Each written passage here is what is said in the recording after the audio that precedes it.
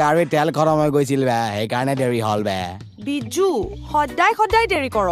জানইচোন মোৰ ৰুমডালত সোমাই থাকি অসহ্য লাগে বুলি আয়া ল বে তোৰ কাৰণে আনিছো বে